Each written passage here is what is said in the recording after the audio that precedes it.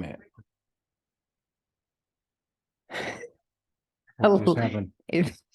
What's happening? Hello, everyone, and welcome to the podcast. Today we have I'm already annoyed by today's guest, but not really because I needed him today. It was like you just didn't understand anything that was happening. All you had to do was sit there and wait. Thank you for prepping me for this. You're welcome. Are you going to be able to formulate words? I felt like I said prepping. Oh my, I'm going to be terrible. Just so you guys know, Neil is I was literally laying on the couch like 2 seconds ago, and you're like, I'm going to do a podcast. And I was like, perfect. I can watch whatever I want to watch. And then someone goes, you're going to be my guest. So I'm now on it. So yeah, a fun fact about Neil is that he is British and so has an accent, and he also mumbles, and also mumbling. Also on top of that, fragmented sentences. So sometimes you just don't know what Neil's saying. Where? That doesn't build me up with confidence, like when you're going to be asking me questions about all the negative things that I do. Okay, Neil, I asked that was even the tip of the iceberg of all the negative things you do. Okay, so I asked my Instagram followers to give us a few questions. I did not give them much time. I gave them about, how do I smell, Neil? That was you holding my... Oh, wow. I thought you were smelling me. I wasn't. There you go. Okay, so I asked my Instagram followers questions. I only asked them this an hour ago because I was like, what am I going to talk about on tomorrow's podcast? So this comes out tomorrow. They had a lot more time to prepare than I did. Not really. Not really. Before we get into it, Neil, how was your holiday season thus far? It's been quite relaxing. I haven't drank enough really, to tell you the truth. What about Oyster Day? Yeah, you had using you a good eye, and then I was in charge of you. So now I had to use. How often are you in charge of me? Well, I tell you what, you've never really had to hold my hair back. Yeah. Oh no, you've always No, I've never had to hold your hair back. No. So we you're so organized. Like, can you hold on to my earrings? I need another scrunchie, and you're prepared for it. Of course. We went to Tide and Board. They did this really fun thing. This was the Friday. What was it? Christmas Eve? Yeah. Christmas Eve. Kind of kicked off our holiday season with Tide and Board did this thing for every drink. You get three free oysters. And it started at 1. We got there at noon. Everyone was kind of on the same page. Literally, we get there at noon and I order a bottle of champagne and no one even thought, that's odd for noon. No one. No. That's how I know I have the right friends. Mm-hmm. So, and I also hadn't eaten anything at that point. It's a good idea to do that before you go drinking. I basically had one meal that day. That drawer needed to be closed right now. That's your focus. Can you, Neil? My gosh. I'm paying attention. No, you're not. Like this is what we do. We have a conversation on the podcast. It's funny because I always feel like podcasting is easy. Yeah, I'm listening. But maybe it's not easy for everyone. So anyway, we went to Tide and Board. You want me to talk over you while you're talking? No, I want you to prepare in the drawer. I want you to just be engaged in a conversation. I'm fully engaged. So we went to Tide and Board and we had oysters, and anyways, it was a great night. Day. Good. Some of us were more excitable and thirstier than others. Right, but I wasn't drinking more than anyone else. Like I didn't drink faster than anyone. I didn't. It was just one of those days. Anyways, so you've had a good holiday season. If there was a competition about drinking faster and more than anybody else, you would definitely be on the podium. Perfect. So you feel like you haven't drank enough this holiday season. Is there anything else that you're looking to achieve? No, watch Home Alone, check. Mm-hmm. And watch Elf, check. Mm-hmm. We've done a lot of organizing and cleaning. Yeah. Doesn't that feel good? We did. We took down Christmas, which isn't as fun as putting Christmas up. No, it doesn't really take that long. So we just finished taking down Christmas. And we got to clean the fridge today, which was really fun. And I had little jobs. If I get this, actually, no, I can't. She gives me little jobs of stuff that she doesn't like doing, like the drawers. Oh no, I physically cannot take out the drawers. I will break the drawers. You can do it, and you just give that one thing. No, I'm not patient enough. Absolutely not patient enough.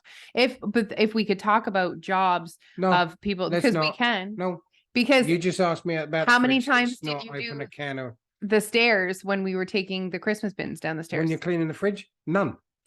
Okay, so things are going well with our marriage, guys. It's going really well. I've had Okay. a really nice Christmas thus far. Have you? Was there a highlight of your holiday season? The highlight of the holiday season is done straight away, and then you have 2 weeks of just like some chill. I was thinking there might have been something else that was a highlight. Sleeping in the morning at 8:30. Oh, in fact, I didn't know I was going to Disney. I was more surprised than the kids. It reminds me of when my brother got a car for his birthday. An actual car? He got a car for his birthday. It wasn't old, it was an old car. Yeah, still. But I was more excited about the car because I didn't know about it either. Okay. So I'm good with secrets. It's just the people I tell are not very good. You are the worst secret keeper ever. So everyone just doesn't tell me stuff. And yeah. It was good. It was good. So yeah, Very I exciting. surprised the family with a trip to Florida. I know so little about Disney that I called it Disneyland instead of Disney World. But honestly, this was me on the computer on the night before the kids were going to open the presents, just looking for something that I could quickly print and put in a piece of paper because it was so last minute. I feel bad at because we didn't put the right Disney World, we put Disneyland on it, that we shouldn't be allowed to go if we don't know where we're actually going. I love that you were like, California is Disneyland. I know this now. I also love that you were like, the kids were so excited and you were like, whoa, it's just written on a bit of paper. Yeah. Well, I could write Disneyland on a bit of paper. So you thought I would get the kids to open a piece of paper that said, you're going to Disney and have nothing planned. Well, the thing on TikTok is like Cher died. So oh my gosh. It could be like a prank. No, I would never do those, but I hate when people do pranks on the kids. It upsets me. The trend on TikTok right now is that why is it so funny? You don't think it's funny? I don't think so. Okay, I'll tell you why I think it's funny. I think it's funny because I think it's ridiculous when people are so invested in famous people's lives. Right. That's why I think it's funny. Yeah. If it was like a trend of like telling someone that someone you actually knew in real life died, that's not funny at all. But the trend is that you tell your parents specifically, I think it is. And maybe one of their idols. That one of their most loved celebrity died and seeing their reaction. It's just hilarious. Yeah, so it could have been a little prank, but obviously it wasn't. And I'm very grateful for that. Thank you. You're welcome. Okay, so thank you for that. Did you see how you got into that when you started focusing and like I can't talk over you. Mhm. I was just making sure everything was oh right. my gosh. Okay, so first question is, how did we meet? I think we met at camp. Yes. Yeah, but before that, I met you in Fredericton through Pete Maynard and a few of the Canadian friends. Sure. A party. A party. I don't know if the first time we met was I don't think so. I think I don't think so. I think the first time we met was actually at camp. I don't know. I don't know. I remember getting excited about the fact you were coming home because you're at the girls' camp, and I was speaking to Terry Eddy, and I was like, "What do you think about this shirt?" And he's like, "You still look fat in that shirt. Doesn't make any difference which kind of t-shirt you put on." So, yeah, thanks, Terry. But that was actually after we were actually dating. Yeah. So we met basically working at a summer camp. So Neil worked at the boys' camp and I worked at the girls' camp, and we had a little summer fling. Molding America's future. Yeah. And then Neil broke up with me. All right. And then, that was just one big mistake, really. Hey, we're back together again? For now. So we'll see how the end of this podcast goes. Disney. Oh, I don't know if we'll make it in Disney. Thank goodness I'm taking Jose's webinar. Did I tell you about Jose's webinar? She did a webinar? She's doing a webinar, a 5-day webinar about Disney. Oh, she's not actually been the presenter. Yes, she is. She's been the presenter? Yes. She can do a 5-day talk. Yes, it's Disney. not like it's 1 hour a day for 5 days. Still. I know. Crazy. She has 30 people are signed up. So I'm excited. It's the beginning of January. It's like the first or second week of January. I might have to watch that too. You should. Perfect.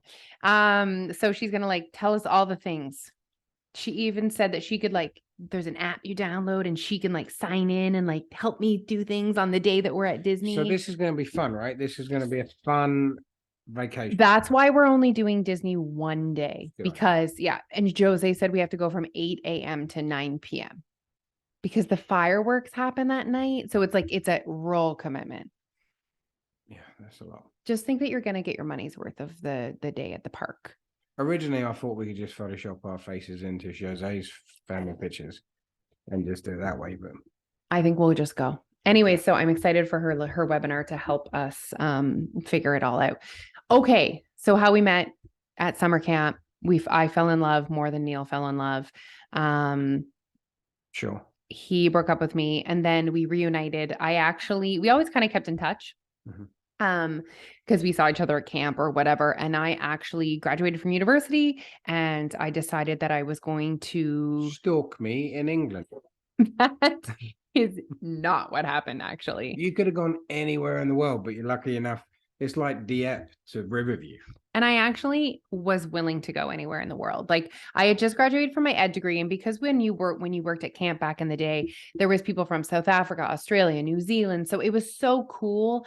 And I had traveled a tiny bit by that point, but I was like, oh, there's like a big world out there. And because I lived in the same town that I went to university in, I felt like I just like needed to explore. So I made the decision that I was going to move. I was going to take the first job that I got offered. And I was offered a job in England. Woking. Ironically, away from where I live. It was actually Godalming and is about 45 minutes away from you. Anyways, 4 to 5 minutes away. 45. So I took that job. Neil happened to be living there at the time when I took the job. I invited him to my birthday party. There was one kiss and we have been together ever since. I turned up drunk with one of my buddies. No, that was on our like first date. That was like the next numbers. And you were late too, like real late. Yeah, because we've been drinking. Red flag, red flag, red flag. Oh my gosh. Well, you know what? We could tell them on another podcast what you said to my dad the first time you met him. They already know, luckily enough. Did I tell them on a podcast? No, we told them on a show, I think. No, I can't even like be in a room alone with you. No, you actually do a good job with my dad. I actually think we're going to reveal that story at the Fredericton event. I think there is a podcast already. I don't know if we ever... There's one with it on there. Not with that story. That's a naughty story. Anyways, I thought we could save that story for the Fredericton event. We're going to have some juicy stories for the Fredericton event. So I need to keep the car running at the Fredericton event, probably. I don't get that joke. Well, then I can get a quick getaway. Keep the car running. Because you're like worried about my dad? That's the joke. Thank you for explaining it. I just didn't really quite get it. Okay, so that's that. Check. Oh, I really am feeling the vibe for this question. What is it? What inspires you most about Alicia? Just how organized you are, really, I think. Yeah. Like you're super on it. Like everything you do, you're really pretty good at life. If I didn't find you, I'd be like feeding pigeons in a park somewhere, like the woman in Home Alone. Macaulay Culkin would have met me in Hyde Park. Sometimes I do think, oh, it'd be so nice to be Neil. Oh, it's great. Like, it's just like, even just the little things. But like, no, do you know what you do? You let me, like, all I worry about is work. And I'm really good at work, right?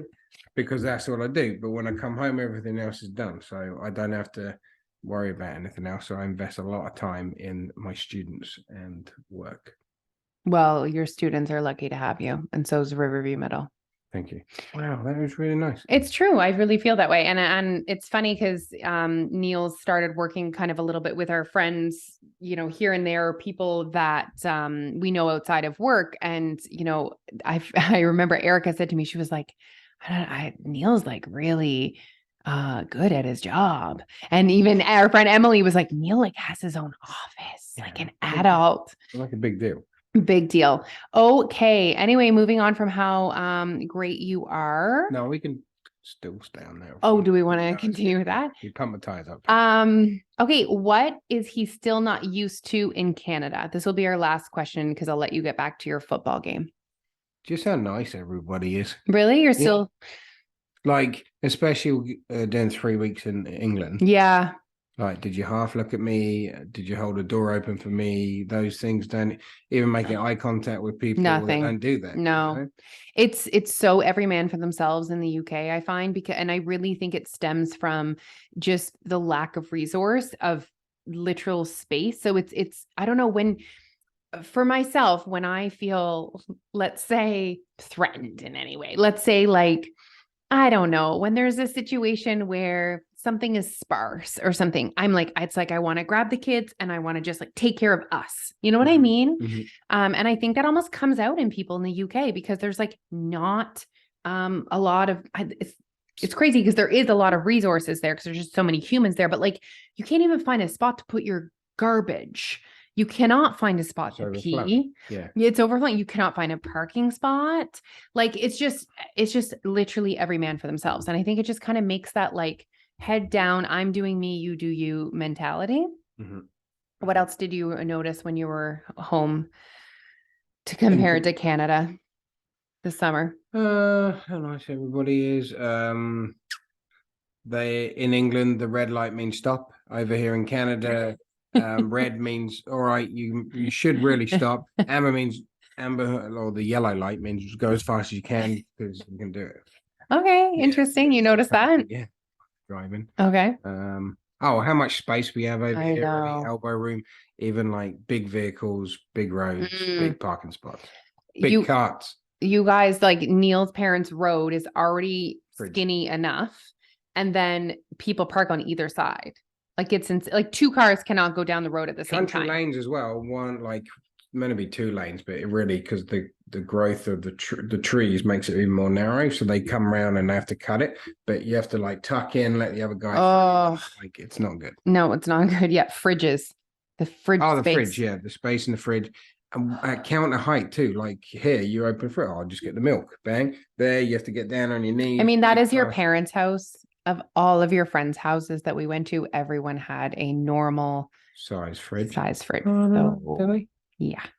Under this thing. Mm. And they try and camouflage it with fridge magnets. Like, did I tell you I've been traveling? Look at where I've been. Anyway.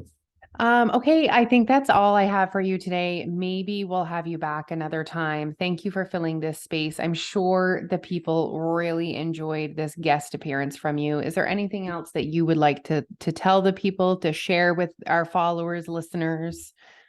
Nope.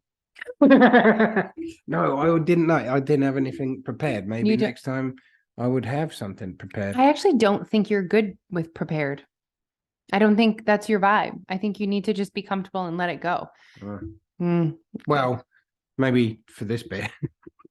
Because be good to have something prepared. No, you can just say, "Oh, thank you so much for having me." I will look back on this and see if I did mumble, if I can understand everything that's been said. Did you just mumble on purpose? You did. Wow, congratulations. No, thanks for having me and thanks for listening. And yeah, any other questions, we'll do it again for sure. Thank you guys. As always, we appreciate all of your listens. And oh my gosh, this guy. I wanted to let you guys know that the documentary is now free. It's for everyone to watch. So please enjoy it over the holidays. Watch it. Share the link to everyone that you know. We just want more people to get the message. Did you just almost pick your nose on?